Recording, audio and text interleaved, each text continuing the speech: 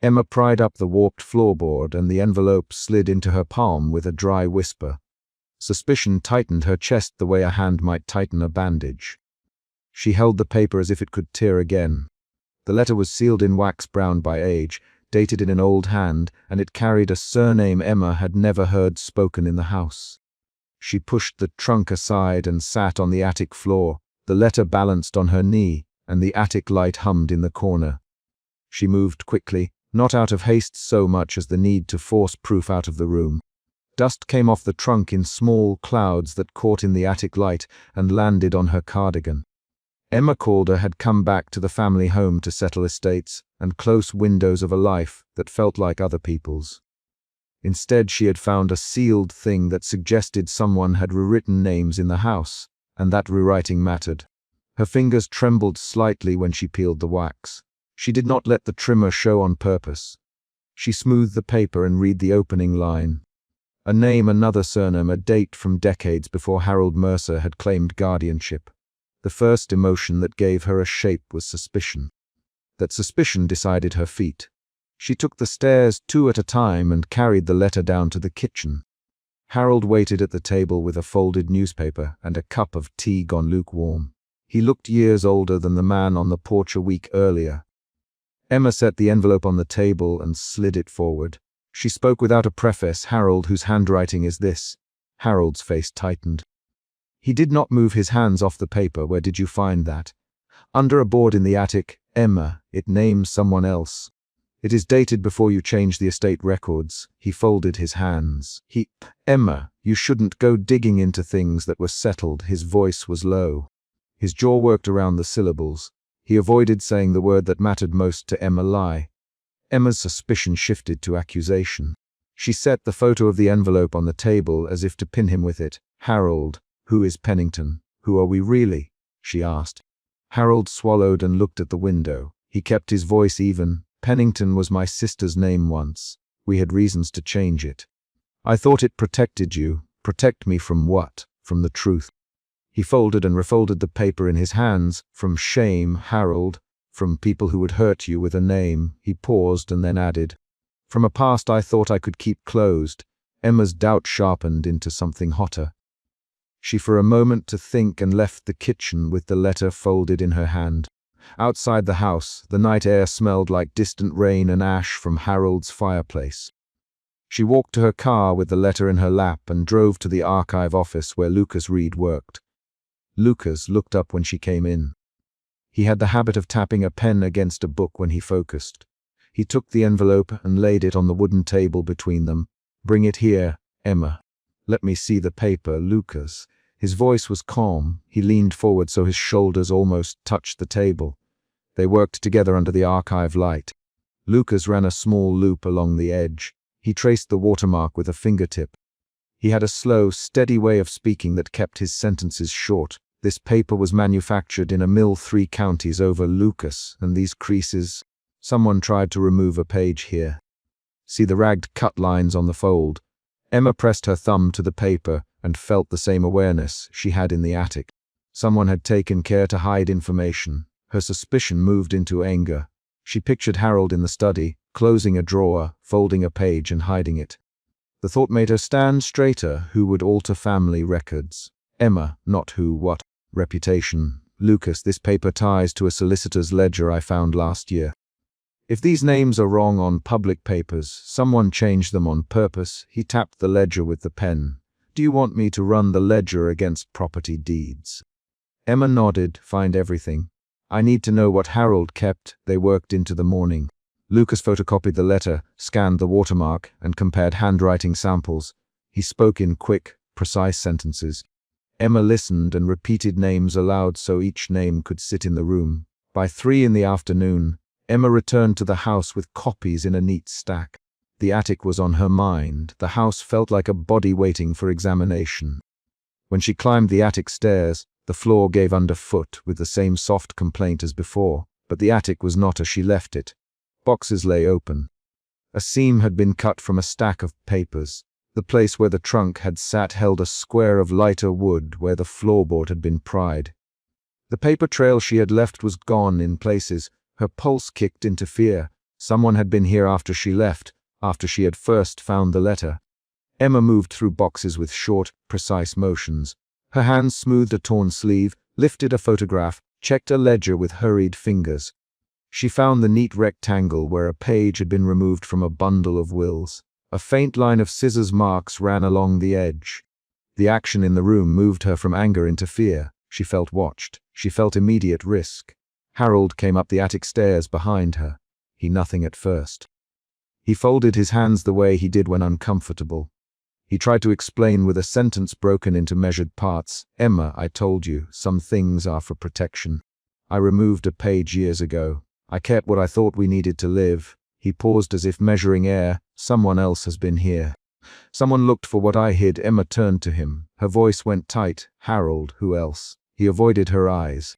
He moved one hand to his coat as if to steady it. I don't know. I tried to keep it small. I thought it would never matter again. She put the photocopies on a crate and met his gaze. You thought it would never matter.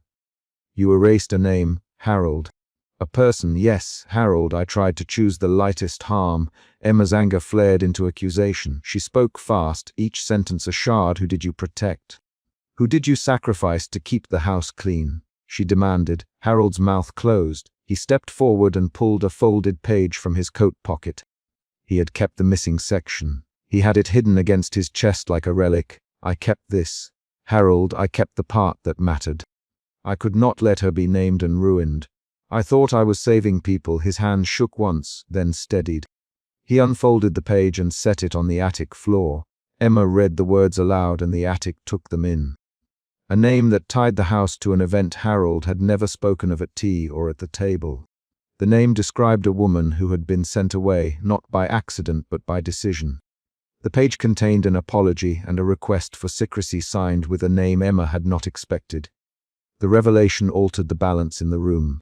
Lucas, called by Emma, arrived 10 minutes later and stood at the attic entrance.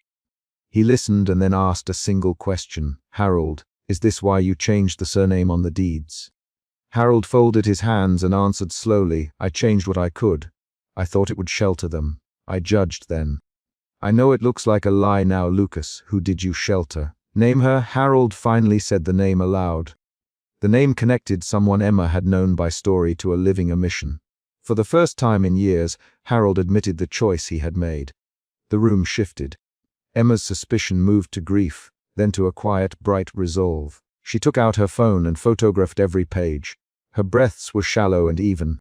She tapped the screen, confirmed the images saved, and labeled the files in the Notes app. She did it mechanically, as if each photograph were an act of cataloging rather than a confrontation. Why hide it? Emma Harold. Her voice had the steady edge of someone choosing procedure over accusation. He folded his hands.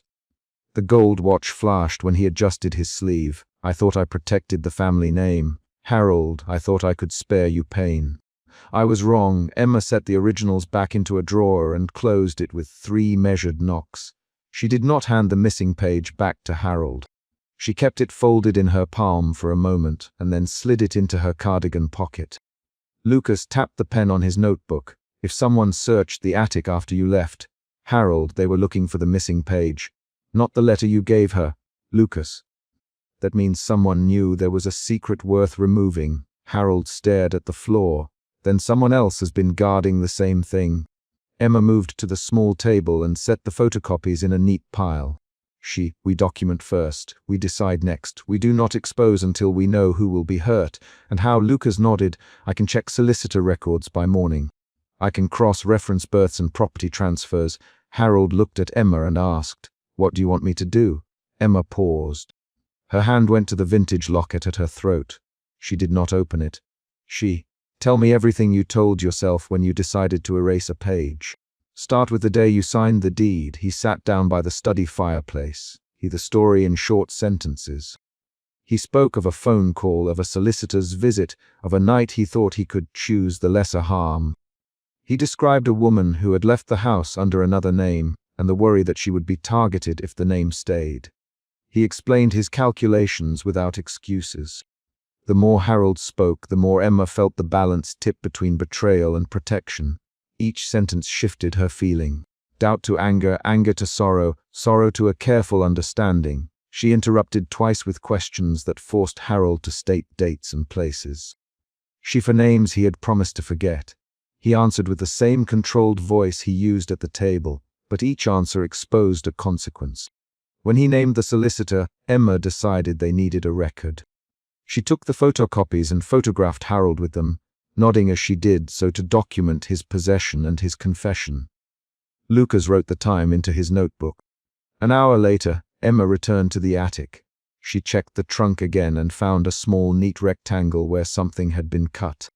She held up the edge and found faint pencil marks under the torn paper that matched Harold's handwriting.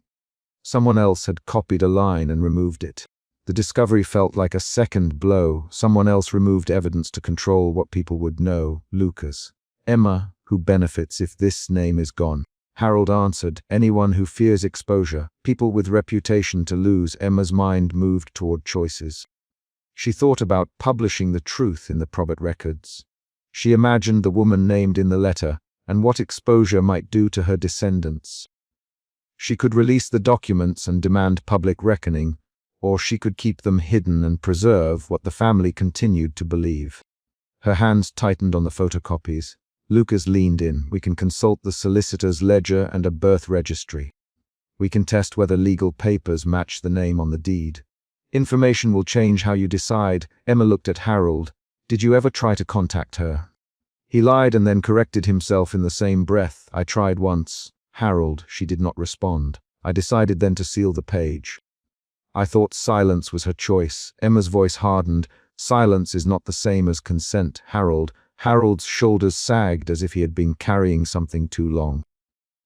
I know. I kept the page because I couldn't face the consequences. They worked through that evening with methodical steps. Lucas called the solicitor's office and left a message. He typed names into databases. Emma photographed everything again and labeled the files. She wrote a list of possible outcomes on an index card and put it into the study drawer next to the original page that Harold had kept.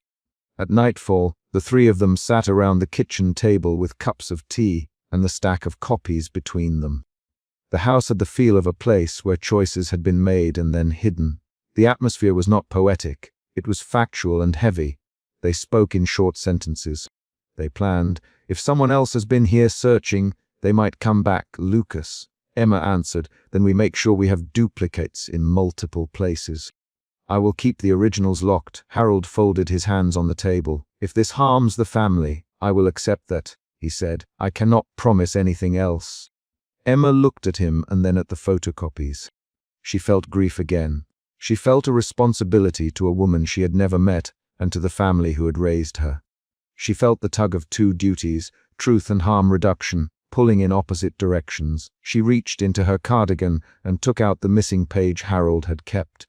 She touched the faded ink with one finger. Then she slid the paper into the camera case she had brought and photographed it from both sides. The flash made Harold flinch. The camera's small noises felt like a machine cataloging guilt. Emma stacked the photographs and put the original back into the drawer. She locked it and then set the key into an envelope with Harold's initials. She slid the envelope under a bottle in the pantry so the key would not be obvious. She would not tell Harold where the key was. Lucas closed his notebook. Tomorrow I will have solicitor records and a registry match. We will know whether the name has legal presence. That will tell us what to do next, Lucas. Emma rose and folded the photocopies into her satchel. We do this carefully. We do this by facts. We do not let fear decide for us. Harold's shoulders moved with a breath that might have been relief or might have been resignation. Emma left the house and stood on the front steps with the envelope in her hand. Dawn was near enough to pale the horizon. Harold watched from the doorway without speaking. Lucas sat in his car across the street, hands on the steering wheel. She folded the letter and set it on the step beside her coffee cup. She did not make a grand speech. She put the photocopies into the satchel and looked at Harold. I will not make a public claim tonight, Emma, but I will not let this be erased again. Harold nodded. He did not try to argue. He only watched the paper in her hand as if trying to read a future. Emma stepped off the porch and closed the door behind her with the key still inside the envelope. She walked down the path with the photocopies pressed to her chest, and the house, its drawers, its locked pages, and its concealed choices, stayed still behind the glass. The chapter ended with the photograph saved, the original secured, and Emma moving toward the decision that would force the family to reckon with what had been hidden. At dawn she would sit on the kitchen steps, the folded letter beside her cup, and make the first formal choice about what to do with the truth she had found. Emma slammed the envelope against the wood and did not wait for politeness. "Who is this, Harold?" she said, voice short, eyes bright with suspicion. The word suspicion sat hard in her chest, guiding her steps and sharpening her questions. She had not come upstairs to be turned away. He did not step from behind the closed study door.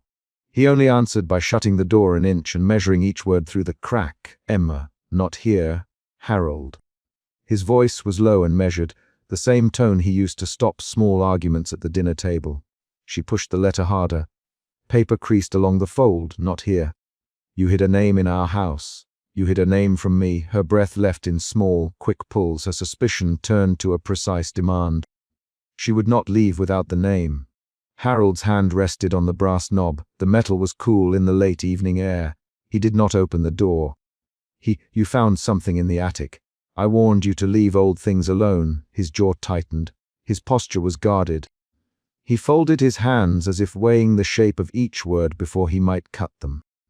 Emma stepped closer to the seam of the door as if she could feel his answer through the wood. She had pried up a warped board the day before. The envelope had slipped into her palm with a dry whisper and a seal crusted dark at the lip. The name inside had not matched any family record she knew. Suspicion had pushed her from dust to demand. She watched the crack of his mouth. "Who did you hide?" she asked. There was a pause long enough for the grandfather clock in the hall to mark 3 slow ticks. A man could measure a lifetime in that pause. Emma measured a refusal. Harold finally opened the door a fraction, eyes narrowing. "There are things people keep to protect others," he said. "Some truths do more harm than good. That is not your choice to make alone, Emma." Her hands trembled when she said his name. "Harold, tell me now." He shut the door. The click sounded small and final. Emma pressed her palm to the wood as if the house itself could be asked for counsel. She refused to let the moment slide into silence. She walked down the corridor to the kitchen where the kettle hissed on the stove and found Lucas already bent over the jar of postcards on the counter. Thumb on a labeled index card he'd retrieved that morning. "Lucas," she said without preamble, "read this handwriting. Tell me it is not what it looks like." He took the envelope and eased out the single sheet. He kept his voice steady while he examined the ink and the margin notes. "This hand is older than the ledger entries in the town registry," he said. "The phrasing points to someone who wrote in service records around 1974. The surname matches an accident report I remember reading." Emma felt the suspicion shift into a different shape, anger. It came hot and direct, making her fingers curl on the counter edge. "An accident?" she demanded. "Whose accident?" Lucas tapped the paper where a date had been penciled at the corner. "A car on the old bridge." The name survived in the clerk's notes. Someone kept it quiet in town records. Harold kept it quiet in his house. Emma. They moved through the archive together that morning. Lucas led her past shelves of brittle ledgers and town minutes, past a scanner that hummed soft as a breath. He spread the ledger pages on a table and pointed to a cramped entry with the same surname as the letter. "Here, Lucas, look." The clerk noted the passenger's surname and then struck it out. "There's a margin note, handled privately. That phrasing is rare." Emma's throat went dry. She traced the ink mark with a fingertip until the paper warmed under her skin. Her suspicion bent toward a new question. Who had made the margin note, and why had the town let it be removed from the public ledger? A man at a nearby table looked up and offered a curt nod. Emma nodded back, but she did not waste time on manners. She and Lucas photocopied the ledger and the letter, sliding the copies into an envelope with a rubber band. The motion calmed her like counting stitches. She took the documents home that evening and interrupted dinner. The family sat around the table with bread and a single carafe of wine between them. The room smelled of boiled vegetables and cedar polish. Emma set the photocopies down with both palms and looked at Harold. "Harold, I found this ledger entry." "Why did you hide a name that appears in town records?" she asked. Her voice had lost the quick edge of that first confrontation. Now it carried a steadier strain of accusation. Harold paused mid-reach for a slice of bread.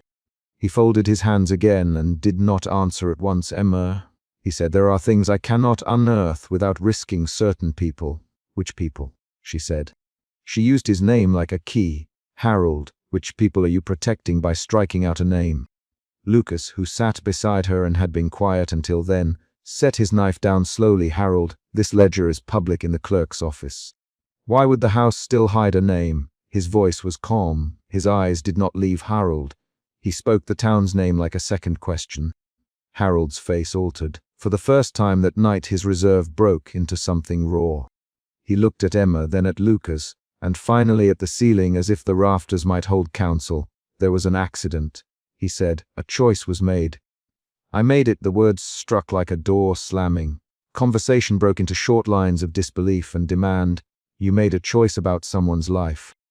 "Emma, I made a choice about the family's survival." "Harold, I would not see worse harm come to the people I cared for." "You buried a name to protect reputation." "Lucas, you erased a public note in private." "Who did you choose to protect?" "Harold." "Tell me the name." Harold's fingers tightened on the edge of the table. He did not answer the name. He stood slowly and walked toward the study with measured steps. Emma rose with him, letter clutched, photocopies under her arm. "You will not leave this at vagueness," she said. "You will tell us now." Her voice had a new hardness. Suspicion had become accusation. He paused on the threshold of his study, then turned and faced them from the dim, book-lined doorway. "I did what a father must sometimes do," he said. "I spared people from public ruin." He stopped. "There are lives that would have been broken, Emma. I chose the lesser harm, the lesser harm." The phrase felt like paper against a wound. Emma heard the edges of old rules, reputation, lineage, fold around the explanation like bandage. She felt anger fold into doubt. Was Harold protecting someone innocent or covering his own error? Lucas stepped between them. "Then let us see the evidence that proves harm would come," he said. "If the ledger shows an erased entry and this letter names the person, we must find corroboration beyond your word." Harold's eyes flashed. "You doubt me, Lucas?" he asked. "I doubt secrecy that affects people who still live in this town." Lucas replied, "Name or explanation?" Harold inhaled and exhaled. He looked suddenly older in the doorway, the light catching the creases at his mouth. He moved toward the library alcove off the dining room and asked them to follow. They came into a small room that smelled of leather and lemon oil. A lamp burned at the side, throwing a circle of yellow on the rug. Harold sat and folded his hands as if to steady them. "Years ago," he said, there was an accident on the bridge. A man and a woman were involved. The family name on one of the reports matched this letter. I made a choice for what I thought would spare people pain. I told only myself." Emma paced the alcove. She pushed a loose hair behind her ear the way she always did when thinking. Her suspicion became something like pressure. She felt it under her tongue and in the way her speech caught. "Who was the woman?" she said. Harold's throat moved. Her name was Lillian March. Emma's breath stopped as if a hand had closed around it. Lillian March. The name landed with the precision of a struck bell. It was not a family surname she had known. It was a name that could belong to a neighbor, a teacher, someone with a face and a grocery list. "Lillian March died on that bridge," Harold continued. "There was a choice after the crash. I made that choice alone. I told the town it was an accident and signed the papers to keep a different family name clear of scandal." Emma's mouth worked but no sound came. Her fingers found the edge of the photocopy until the paper bent. She felt anger like a physical thing now, heat along her palms and a tremor in her knees. "Did you save someone by erasing her name?" she asked. Harold met her eyes. "I believed I did." She wanted to hit him for the silence he had kept. She wanted to ask the dead woman's family where they fit into his calculation. Instead, she asked, "Who benefited? Whose name did you hide?" Harold breathed again. "My brother's wife's family name was involved. I feared ruin. I acted." "Your brother," Emma whispered. Harold did not deny it. His hands fidgeted with the hem of his sleeve. Lucas leaned forward, eyes hard. "This changes things, Harold. This is not only about reputation. This is about who was given a voice and who was silenced. If Lillian March had relatives still here, they deserve to know." Harold's jaw tightened. "You do not understand what I weighed then." Emma stepped back and felt the room tilt beneath her feet. She had come to the house to read a letter. She had not imagined decisions made in the dark that affected living neighbors. Suspicion shifted again to a kind of sorrow edged with betrayal. She realized that her anger had a new layer. The betrayal of a family history curated without her consent. They argued in tight, fast lines for a while. The exchange ran 3, 4, then 6 quick returns. Emma says Harold decided alone. Harold says he protected the family. Lucas asks for proof. Harold offers a partial admission. Names were stated, accusations flung, and then retaken. Each volley made small cracks in the old house's quiet. The argument thinned when a courier package slid through the study door and thudded on the hallway mat like an uninvited footstep. A plain white envelope lay on top with no return address. Emma picked it up with fingers that still shook from the exchange. She opened it. Inside was a single typed line and a smear of coffee on the corner. Stop digging. Lillian March. The typeface felt deliberate and cold. Emma's breath left in a short rush. Her suspicion hardened into fear. Someone beyond Harold and the family had seen the name and cared enough to warn her. The anonymous message was a new fact that pulled the conflict outward. She read the note aloud. Stop digging. Lillian March. The sentence landed in the kitchen and sat there like a pebble in a shoe. Who sent it? Lucas. I don't know, Emma. Harold put his hand flat on the table. Someone didn't want this revisited, then. That means danger for whoever pushes it back into daylight. He looked at Emma with a steadier, darker look than she had seen before. You must stop. For your safety. For the families. Emma felt the second major emotion shift. Anger to fear to resolve. Fear followed the note immediately. Then resolve began to shape in the way she set her jaw. She would not be intimidated into silence. The anonymous tone sharpened her determination. No, she said. I won't stop because a paper tells me to. She slid the typed line across the table. Lucas, make another copy. Put it with the others. We need witnesses. They spent the night gathering documents, checking the clerk's record, and tracing the bridge accident through old newspapers that smelled of wood pulp and dust. Each discovery was a small external event. A name here, a struck entry there, a photograph of a car wrecked against a guardrail with 2 shapes blurring under tarpaulin. Every 3 to 5 paragraphs, another finding drove the story forward. At midnight, Emma tucked the original letter into her cardigan and climbed the narrow staircase to the attic landing to look at the warped board again. The house creaked in a way that made real the presence of memory in its joints. She did not sleep. Her hands trembled less when she pressed the envelope against her chest. Footsteps sounded on the stair behind her, Harold's gait, measured and cautious. He reached her on the landing and halted a breath away. Emma, he said quietly, I thought I had done the right thing. I thought I had spared people pain. I did not know I would carry this in silence until you found it. She turned slowly and looked at him. Her face was close enough to see the faint scar at her right eyebrow where a childhood fall had left a pale line. She steadied herself by tucking hair behind her ear. The familiar motion tethered her. You kept it from me, she said. You kept Lillian March from the town. Harold touched the banister and let his hand rest there, his old gold watch hidden beneath his sleeve. I thought my responsibility included making hard choices. I thought silence was a shield. She stepped between him and the stairwell and felt the weight of his words land in her chest as a demand for reckoning. Her fear pinched, so did an odd new empathy. She could sense Harold's burden in his tightened shoulders. If you thought you were protecting us, she said, you should have told someone who could share the weight. You should have told me. He looked at her with eyes that had the cedar tang of the study in them. I feared the consequences would be worse if you knew. The silence turned into something like a decision. Harold extended one hand and for a second Emma thought he might hand over the objects of secrecy, ledgers, annotations, the signed papers. Instead, a phone buzzed in his coat pocket. He fumbled, answered, listened a single moment, and then went pale. He whispered, They know we have the letter. He looked at Emma. They were coming for it. Emma's breath shortened. An outside group knew and wanted the letter. Her suspicion reversed into immediate alarm. She did not run. She packed photocopies into an envelope, folded the original into a second inner sleeve, and slid both into her cardigan under a warm knit. Lucas assisted with steady hands, his braid of calm wrapping the frantic energy in the room, and they decided on a cautious plan. Not to publish, but to notify a lawyer and 2 trusted town officials, to protect Lillian March's memory without causing reckless harm. Dawn found them at Emma's kitchen table. The lamp's light thinned into the pale of morning. They had agreed that disclosure would be careful and controlled, that they would interview the clerk and one elderly neighbor who signed church records in 1974. They had also agreed that Harold must be honest in a way he had not yet managed. Harold sat at the head of the table with his palms flat. The envelope lay between them, a small artifact with the power to unbalance lives. "I will tell the clerk what I remember. Harold, I will make a statement.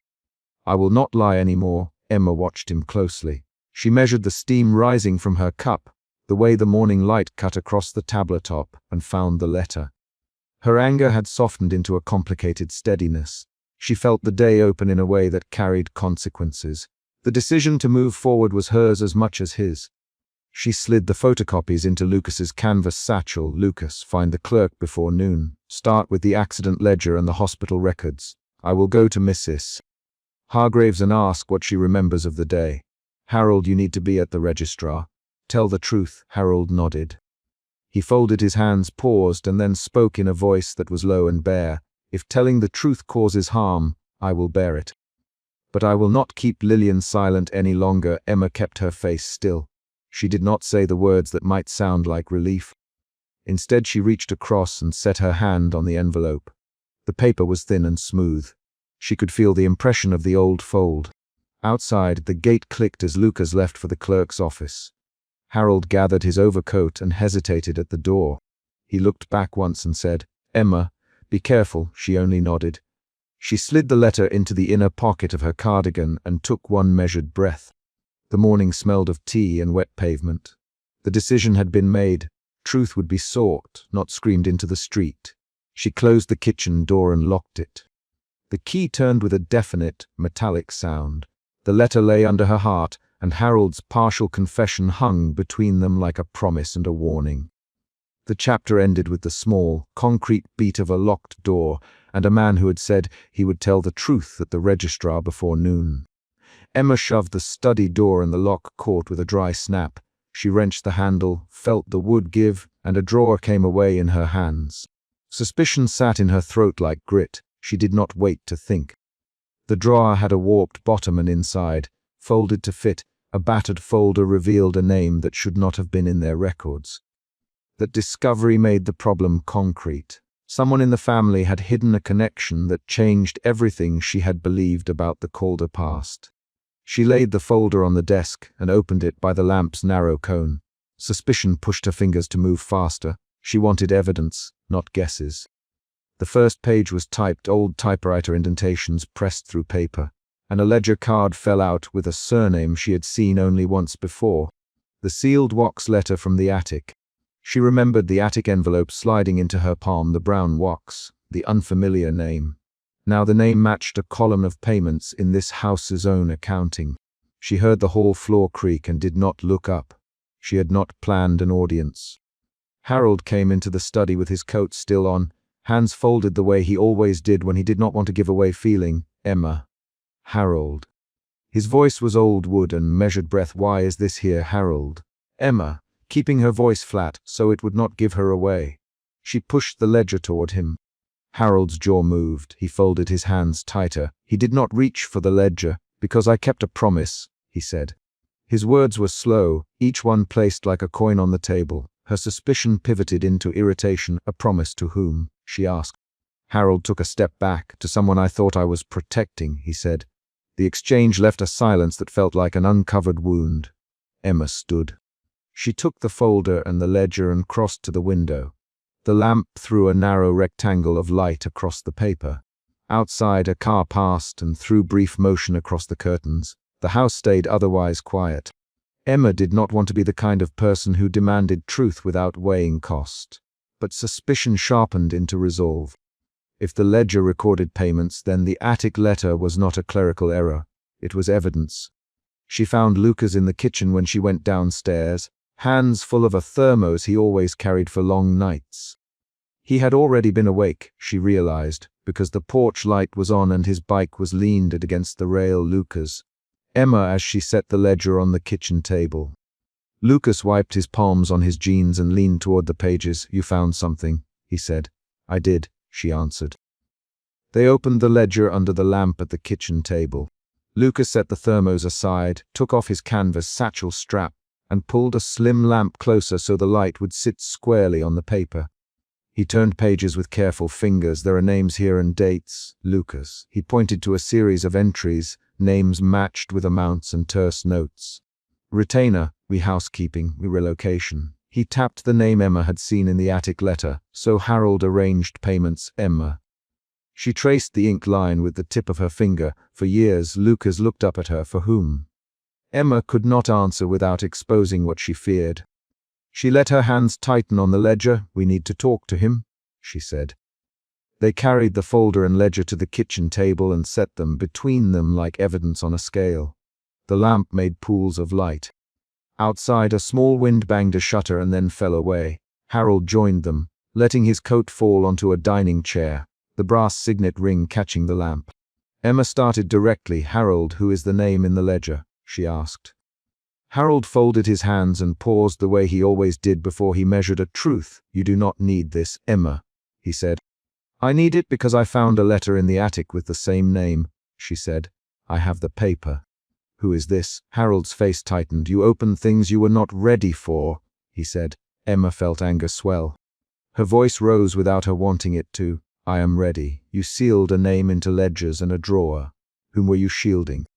She the words with careful speed. Tell me the name. Harold. Harold's thumb rubbed at the watch hidden under his sleeve. He looked at Emma, then at Lucas. It is not a name we can say aloud in this house, he said. Then say it now. Emma pressed. Say it now. Harold. Who did you protect? Harold stood abruptly.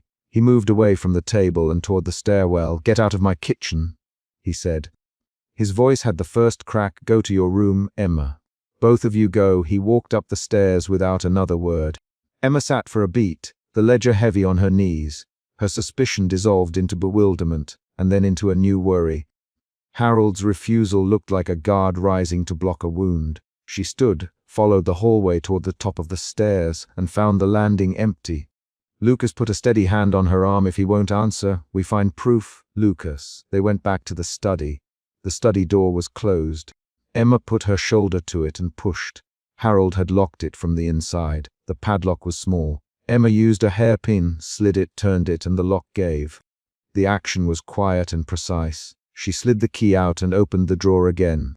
Inside the top of the drawer, under a false bottom, Harold had hidden a folded photograph and a second sealed page. Emma eased them out with careful fingers.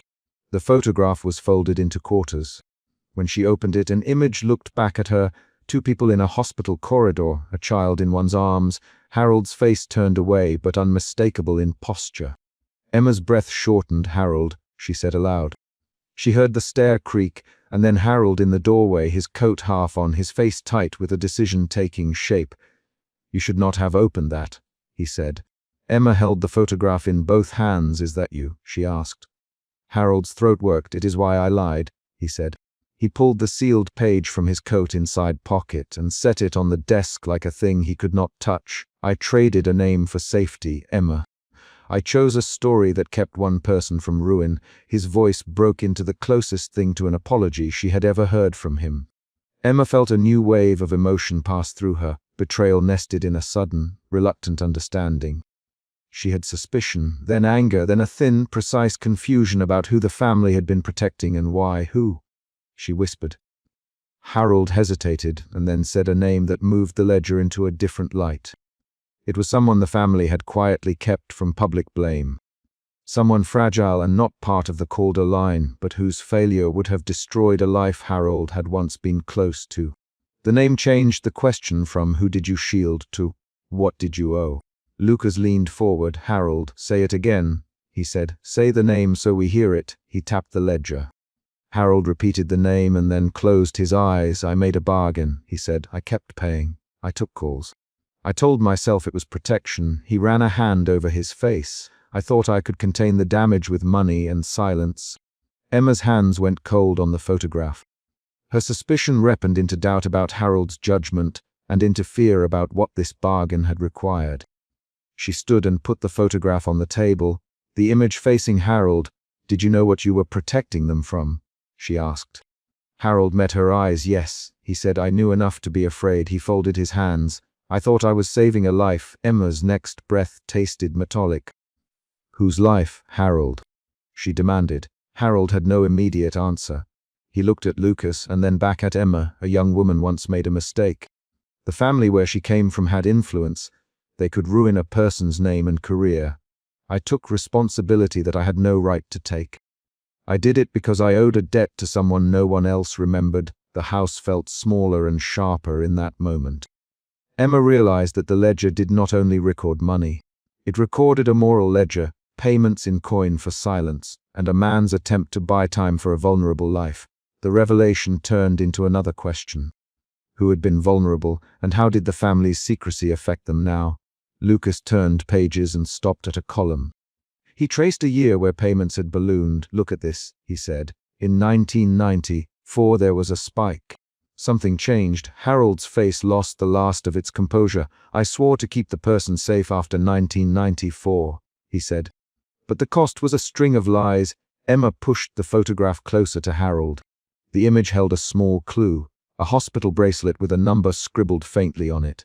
She called out the number. "What is this?" she asked. Harold blinked. "I thought no one would notice that detail," he said. "I thought I could bury it in the stacks of paper." The kitchen clock ticked loud in the quiet. Emma felt a childhood memory surface, concrete and specific. The envelope in the attic sliding into her palm the night she found it, the wax brittle, the surname she had never heard. The memory was not a blur. She could name the sound the floorboard made. The memory allowed to anchor it. "The envelope slid into my palm when I lifted the floorboard," she said. "I remember the wax cracking under my nail." Harold flinched like a man who could hear time again. He came to the table and sat. "I thought if the truth stayed here, it would not hurt the vulnerable person I protected," he said. "I was wrong to think pain could be contained." Emma's anger returned. "It moved fast now, exact and practical. We have to decide what to do with the ledger," she said. "If you keep it locked, the secret stays. If we expose it, we could ruin the person you protected, or we could free them from what was paid for." Lucas leaned back and rubbed his temple. He spoke with steady words. "We need context.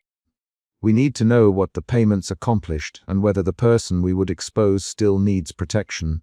He paused. "We need to find the person." Harold slammed a hand on the table, surprising both of them. "You will not chase ghosts into other people's lives," he said. "You will not drag someone who trusted me into the light." Emma answered with a line that came out shorter than she felt. "Harold, who are you protecting?" The demand had to be direct because evasions could become harm. Harold stood and took a step toward the photograph. He opened the sealed page he had kept hidden and pushed it across to Emma. "Read it," he said. "It is not everything, but it is what I saved." His hands trembled so slightly that she saw the brass watch under his sleeve move. Emma read the sealed page aloud in a clipped voice, so every syllable could be heard and weighed. The page described a hospital name, a transfer, and a note about a child taken into care. It did not mention the child's current whereabouts, but it tied the ledger's payments to a long effort to relocate and protect. As she finished, the lights outside the kitchen window brightened with the first thin line of dawn. The revelation shifted the room's direction. Emma felt her doubt break into a steadier concern for the vulnerable person whose life had been shuffled like a chess piece. "We cannot leave this as it is," she said. "Whatever Harold did, it altered a life. We need to find that person and hear what they want." Her voice did not plead. It framed a course of action. Harold rubbed his face with his palm. "You are asking me to undo what I did," he said.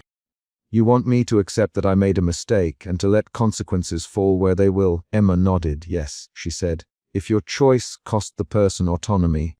"We owe them a choice now." Lucas spoke up quickly with the practical plan he always offered. "We call the hospital.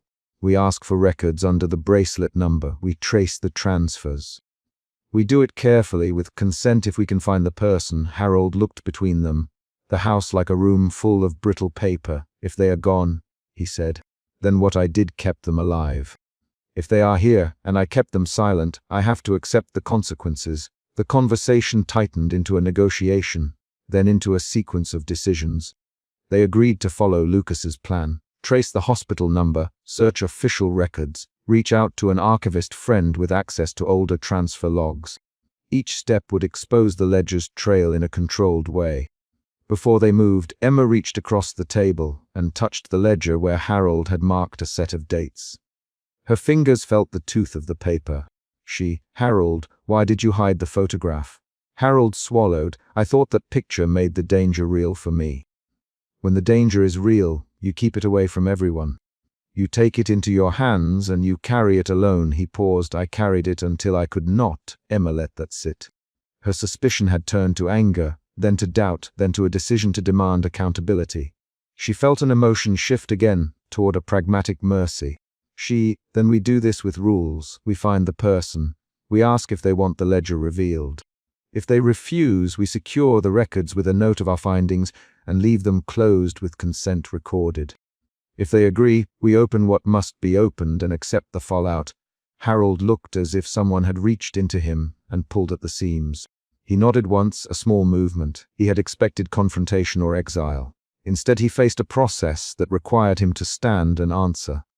At that moment, a knock sounded at the front door, 3 rapid, deliberate taps. The sound cut through the room like a secondary event thrown into an already tense scene. Emma and Lucas exchanged a glance. Harold stood slowly. Who is at this hour? He asked. Emma walked to the front hall and opened the door. A man in a dark coat stood on the porch, face partly shadowed, holding an envelope against his chest. Mr. Mercer? He asked. Delivery from the hospital. Harold took the envelope with hands that trembled now with a different kind of fear. He opened it and found a photocopy of a discharge form with a stamp and a short note. The hospital had closed the file but could provide limited, authorized information to next of kin. The photocopy included a new address in a different county. The knock had become a pivot. The external arrival forced action. Emma felt a surge of urgency move through her. Suspicion had transformed into responsibility, and then into a kind of careful hope. This is the lead we need, she said. Lucas folded his coat into himself and prepared to leave. I'll go now and start tracing the address. I'll bring back what I can verify. Harold stood with the photograph still in his hand. If you go, he said, do not make promises on my behalf. He sounded like a man reading rules he had written for himself. Emma answered, steady, we will tell the truth about what we found. We will not expose names without consent. Lucas paused at the kitchen door and looked at Harold. Harold, we will be honest with you as we go, but we need access to any records you have kept. Harold reached into the drawer and gave Lucas a key. Everything is in the study and the safe. Take it. Do what you must. But remember that some things were meant to protect a person who did not ask for trouble, he said. Lucas accepted the key. He slung his satchel and left with a last look at Emma. Be careful, he said. Emma watched the front door close behind him. The house felt both quieter and less certain. Dawn brightened the kitchen window enough that the lamp became a softer pool. She folded the sealed page and set it beside the photograph and the ledger. She felt the ledger's weight as if it were an object that demanded measured handling. Morning came with small practicalities, calls, inquiries, a line at the local records office. Lucas returned late morning with photocopies and a short, clear report. The address led to a small flat owned by a woman who had a different last name now and who had records of being moved by social services in 1994. Lucas read the bare facts aloud. Emma for names and found them blurred on a page until Lucas traced them to an agency file with a living contact. The contact was not the person in the photograph, but a social worker who remembered the case and provided a controlled handhold. If you are family, call me. I can connect you if the person consents. The social worker's tone was careful. It mirrored the rules Emma had set that morning. She called the number and left a brief message identifying herself as Emma Calder and saying she had important family documents she wished to discuss. She did not promise anything. She did not threaten. She simply asked for a meeting. The response came in the afternoon. The social worker agreed to put Emma in contact but asked for a written summary of what Emma had found and a statement of intent. Emma wrote the summary with hands that did not shake. She included the ledger entries and the photograph and the sealed page. She described the steps she intended to take. Verification, consent, transparency. She sent the packet and waited. While they waited, Harold sat at the kitchen table and told a small, specific story about the night in 1994 when he had made his first payment. He described driving across a flat stretch of highway, a hospital parking lot, the smell of antiseptic, and a young woman's exhausted face. He named a single concrete memory, a bracelet with a hospital number he had copied and kept. Emma listened and asked for details, dates, times, names, so that they could be checked. Her questions were precise tools. Harold answered in small pieces, as if telling a list of instructions for an operation. The act of speaking the details moved him from hiding to accountability. When the social worker called back that evening, there was a careful pause before she said a name the house was not prepared for. The person was alive and living under a different surname in a town 2 hours away. She had been offered protection and had accepted it on terms that involved keeping certain associates unaware of her original identity. The social worker asked for time to check whether the person wanted to meet a member of the family. Emma felt a rush of conflicting emotion, sympathy for the sheltered life the person had built, fear at what exposure might do, and a pressing need to give the protected person their agency. She felt two emotion shifts across the day, from suspicion to duty and from duty to a careful compassion. That night Harold came into the kitchen with a small paper bag. He set down a single object inside, an old brass key he had used to lock the study drawer. He pushed it across the table to Emma. "If she wants us, she will open the door with that key metaphorically," he said. "If she refuses, do not force it." He spoke plainly, his voice dry. Emma took the key and kept it on the table. She slept for 2 hours and woke to a message. The social worker had the person's consent to meet, provided that Emma and Harold came and that they accepted one condition. The meeting would be held at a neutral office with the social worker present. Emma and Harold drove together. Harold did not speak much. The drive was quiet and exact. She watched his hands on the wheel and saw how often he checked the rearview mirror. When they arrived, the waiting room smelled like coffee and lemon cleaner. The social worker came out and guided them into a small interview room, where the protected person sat with a knit sweater and a name tag from a part-time job. Emma stood, introduced herself, and said the truth in direct terms. "My name is Emma Calder. We found records that connect your past to my family. We wanted to give you the choice about what happens next." The woman looked at Emma and at Harold. She held the photograph Emma had brought with steady fingers. There was a line of rapid, careful dialogue as the woman asked questions and Harold answered with the small specifics he had prepared. "Why did you keep paying?" she asked. Harold answered, "Because I was afraid of what would happen to you if I did not." He the sentence with no flourish. The woman measured Harold with her eyes. "You bought silence," she said simply. "You assumed it was what I wanted. You decided for me." Emma heard the accusation and felt it land. It was precise and true. Harold did not deny it. He sat still and let the accusation stand. "I made choices for you," he said. "I am sorry." The woman let the apology sit. Then she asked a small, concrete question. "What did you tell them about me?" Her voice was low but steady. Emma stepped forward. "We enough to keep you safe, not to harm you, but too little to let you make your own choice afterwards. That was wrong. We came to fix it if you want us to." The woman looked at the photograph and back at Harold. She named a single fact from the picture. The hospital bracelet number. She had kept the bracelet in a box. She had known the ledger existed because Harold had told her only enough to reassure her. She did not want to be dragged into a public fight. There came a slow, practical negotiation in the room. The woman wanted no published exposure, but she wanted an official acknowledgement from the Calder family that decisions had been made on her behalf without consent. She for a simple written statement that Harold had acted to protect her and that she had the right to decide her story from that point forward.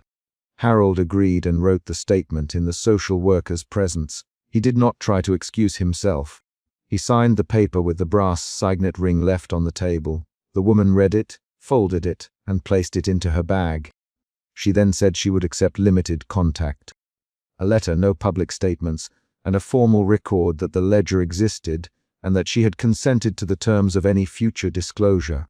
Emma felt the conflict resolve into a specific consequence. She had wanted truth and she had wanted to avoid harm. Now both could exist in a single practical compromise. The ledger would be documented. The photograph and sealed page would be deposited with the social worker under a written agreement. The social worker would file a note in the agency records saying that the protected person had chosen limited openness. On the drive back, Harold did not speak until they turned onto the long country lane that led home. He pulled the photograph from his pocket and handed it to Emma. "Keep it," he said. "Keep it where it belongs." Emma placed the photograph and the sealed page together. She thought of the attic envelope sliding into her palm and felt the continuity of a decision that began with that moment and now reached a conclusion. She realized the ledger had not simply been a list of payments. It had been a ledger of choices, wrong or right, that a single man had made to hold someone's life out of public reach. When they returned, Lucas met them at the kitchen door with a stack of photocopies and a relieved expression. He had catalogued every entry in the ledger and prepared a sealed file with a formal note for the social worker. He placed the note beside the ledger and said quietly, "Everything is recorded now." Harold went to the study and locked the drawer after placing the ledger and the sealed page inside the safe. He turned the key, set the brass key on the table, and folded his hands. The house seemed to breathe with a different rhythm. Obligations had been reframed into recorded agreements. Emma folded the letter and the photograph together and put them in the locket she wore. She did not speak a sweeping line about new beginnings. She only said, "We did what we could." Her voice was low and practical. Harold watched her and then stood. He walked to the doorway, paused, and said one small, concrete thing. If she ever wants more, she must ask for it. He had the look of a man who had accepted terms rather than sought absolution. Lucas left with a promise to stay in contact with the social worker. He patted Emma on the shoulder and left. The house closed around them. In the morning light, Emma set the sealed ledger note, the photograph, and the sealed page on the kitchen table. She wrote a short letter to the social worker confirming their agreement and placed it in an envelope for pickup. She folded the last page of the ledger where Harold had written the first payment date and closed it with a small strip of archival tape. She locked it again with Harold's consent and pushed the key into a drawer with the lamp and the reading glasses. Outside, life continued on its small, indifferent schedule. Inside, decisions had been made and recorded. Emma had started the night with suspicion, moved through anger and doubt, and ended with a practical mercy. A recorded truth named decisions, and a promise to let the protected person hold their own next step. The house kept its new balance not because secrets vanished, but because choices were made open and accountable. She put the photograph and the sealed page together in the locket and snapped it closed. The final action of the chapter was precise and tangible. Emma slid the brass key into the study drawer and shut it, and the sound of the lock falling into place marked the chapter's end. The ledger remained inside under new terms, and the family moved forward with a named fact to guide them.